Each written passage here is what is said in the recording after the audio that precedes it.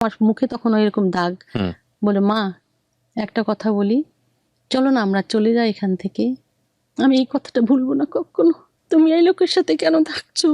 চলো আমরা চলে যাই এখান থেকে। এই লোকের সাথে তুমি থেকো না মা, খুবই বাজে লোক, যে তোমাকে মারে আমি তাকে সহ্য করতে পারছি না। আর আমি তাকে সহ্য করব না, আমি তাকে এমন একটা শাস্তি দিব না, এমন একটা শাস্তি দিব যে সে কোনোদিন জীবনে ভুলবে না। তখন আমি তাকে আবার বলে বুঝালাম যে না মা, এরকম করে না, বাবারা এরকমই হয়, অমক তমক, আমার উপরে রাগ হয়েছে, তো আমি রাত হয়েছে এসছি, সেই জন্য আব্বু রাগ হয়েছে, এই জন্য আমাকে মেরেছে। আমি নো, এটা তো আমি অ্যাকসেপ্ট করবো না, তোমাকে আমার মাকে আমার বাবা মেরেছে, আমি এটা কখনো অ্যাকসেপ্ট করবো না। যা হোক, তারপরে এই চলতে থাকলো, এরকমই চলতে থাকলো। এই যে আমি ঘর থেকে বেরিয়ে আসলাম না জানেন, আজও বেরিয়েছি, কালো বেরিয়েছি, আজকে আর কখনো আমি সেই ঘরে ফিরিনি। কিন্তু আমি ওই একই বাড়িতে আমার বসবাস করতে হয়েছে বিকজ অফ মাই ডটার। হ্যাঁ, আমি বললাম যে বাবা আমি যদি চলে যাই তখন পরবর্তী পর্যায়ে তুমি বলবা যে তোমার সাথে ঝগড়া হওয়ার কারণে আমি আমার বাবা থেকে বঞ্চিত হয়েছি, এই কথাটা তুমি হয়তো আমাকে বলবে। আমি ওকে ওর তার আদর স্নেহ ভালোবাসা থেকে আমি তাকে বঞ্চিত করতে চাইনি বলে আমি স্যাক্রিফাইস করেছি তার জন্য, এবং আমার মেয়ের জন্য কিন্তু আমি পুরো জিনিসটা স্যাক্রিফাইস করেছি। জানেন, আরও একটা কারণে আমি স্যাক্রিফাইস করেছি, সেটা হচ্ছে যে আমি ছোটবেলা থেকে খুব স্পিরিচুয়াল ছিলাম। আল্লাহ খোদা মানা, কোরআন পড়া, এগুলি নামাজ পড়া, রোজা রাখা, এগুলো খুবই, এই ব্যাপারে আমি খুবই পারদর্শী। তো মায়ের সাথে আমি বিজি রোজা রাখা এগুলি করতাম। তো খুবই আধ্যাত্মিক একটা চেতনা ছিল আমার মাঝে মধ্যে। তো সেইখান থেকে আমি পড়েছি, কোরআনের আছে একটি সূরার আয়াতে আছে 127 নম্বর আয়াত, বলছে যে তুমি যদি তোমার স্বামীর সাথে বনিবনা নাও হয়, তাহলে তুমি এমন একটা ব্যবস্থা করে নাও যেন তার সাথে আমার সেপারেশন থাকবে, কিন্তু আল্লাহ যে কাজটি সবচেয়ে ধরেন হালাল বিষয় তালাক, সেটাকে খুব অপছন্দ করে। তখন নিচু স্তরের, তো আমি আল্লাহকে ভালোবাসি, এটা আরো মজার, আরো অনেক বিষয় আমি ভালোবাসি, এই জন্য আমি, হ্যাঁ, এবং আমি শয়তানকে পাত্তা না দিয়ে আমি আল্লাহকে ভালোবেসে আমি থেকে গেলাম। আমি বললাম না, আল্লাহ যে কাজটা আল্লাহ পছন্দ করে না সেই কাজটা আমি করব।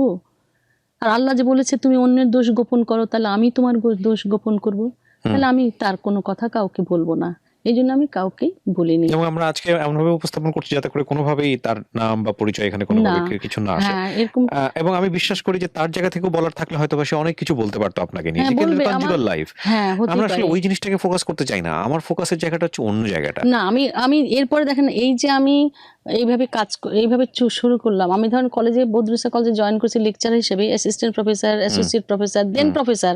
26 বছর আমি বদরুন্নেসা কলেজে এক নাগারে থেকেছি। তার তো অসংখ্য শিক্ষার্থী, তাহলে আমার অনেক শিক্ষার্থী, 33 বছর আমি চাকরি করেছি, এবং আমার ছাত্রছাত্রীরা এখন বিশ্ববিদ্যালয়ের প্রফেসর, তারপরে কেউ কেউ জয়েন্ট সেক্রেটারি, ডেপুটি সেক্রেটারি, অসংখ্য রয়েছে, বিভিন্ন জায়গায় সঙ্গীত শিল্পী রয়েছে। এখন ছাত্র তো প্রচুর আছে। তারপরে পরবর্তী পর্যায়ে যখন আমি নাইমে ডিরেক্টর হিসেবে গেলাম, তখন আবার পরবর্তী পর্যায়ে প্রিন্সিপাল, হোম ইকোনমিক্স কলেজের প্রিন্সিপাল হলাম, তখন আমার অসংখ্য ছাত্রী।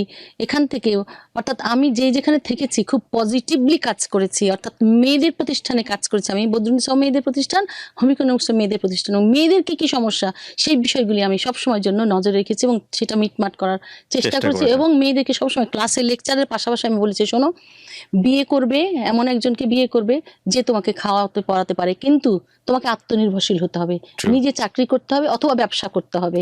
আর সবসময়ের জন্য দ্বিতীয় কথা হচ্ছে, তুমি যে বিয়ে করবে তখন চাকরি করবে, সে চাকরি করার যে টাকা, সেই টাকাটা তুমি ব্যাংকে জমা রাখবে। 5,000 বেতন পেলে মিনিমাম 2,000 টাকা তুমি রাখবে, 3,000 টাকা সংসার তোমার বাপকে বা বাবাকে বা স্বামীকে বা সন্তানকে দিবে। সঞ্চয় তুমি সবসময় করবে, সঞ্চয় তোমাকে কিন্তু অনেকখানি সাহস যোগাবে, নাহলে তোমাকে আসলে কোনো লাভ নেই, হ্যান্ড টু মাউথ করে কোনো লাভ নাই, তোমাকে সঞ্চয় করতেই হবে। আমি কিন্তু ক্লাসে আমার মেয়েদেরকে এইভাবে উদ্বুদ্ধ করি ক্লাসে, এবং মেয়েদেরকে আমি ইয়ের মাধ্যমে, কত হাঙ্গার প্রজেক্টের মাধ্যমে মেয়েদেরকে অ্যানিমেটর তৈরি করেছি। আমি নিজে একজন ক্যাটালিস্ট অ্যানিমেটর, আমি টট ট্রেনিং করেছি, নিজে কিন্তু অসংখ্য ট্রেনিং করেছি, দেশে বিদেশে ট্রেনিং করেছি আমি।